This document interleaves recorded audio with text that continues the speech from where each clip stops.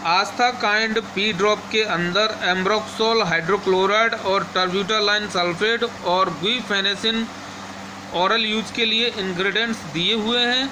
आस्था kind P drop का प्रयोग बच्चों में होने वाली सर्दी की समस्या, सर्दी की वजह से होने वाला जुकाम, जुकाम की वजह से होने वाली खांसी और इन तीनों मतलब सर्दी, जुकाम, खांसी की वजह से होने वाली श्वसन संबंधी रोग यानी सांस से जुड़ी समस्या यानी सांस की बीमारी और जैसे कि दमा जैसी स्थिति यानी पसलियों का चलना, इन सभी में हम आस्था काइंड पी ड्रॉप को इस्तेमाल में ला सकते हैं।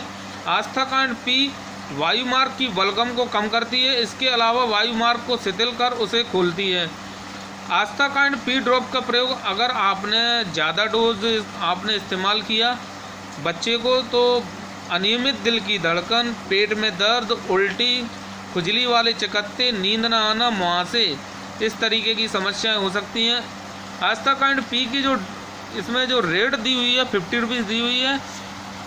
इस ड्रॉप को अगर 6 महीने का बच्चा, मैं न्यू बॉर्न बेबी के लिए नहीं बता रहा हूँ, कम से कम 6 महीने का बच्चा है तो आप कम से कम 3 ड्रॉप 3 दिन में 3 बार या 4 बार दे सकते हैं। 1 साल का बच्चा है तो आप 5-5 ड्रॉप दिन में 3 बार दे सकते हैं। सर्दी, जुकाम, खांसी की तीनों समस्या है। पर एक चीज़ आपको ध्यान रखनी होगी, आस्था काइंड पी आप ड्रॉप दे रहे हैं तो इसके साथ में अन्य एंटीबायोटिक दवाएं यानी और अन्य सर्दी वाली दवाएं इसके साथ में ना दें। धन्यवाद।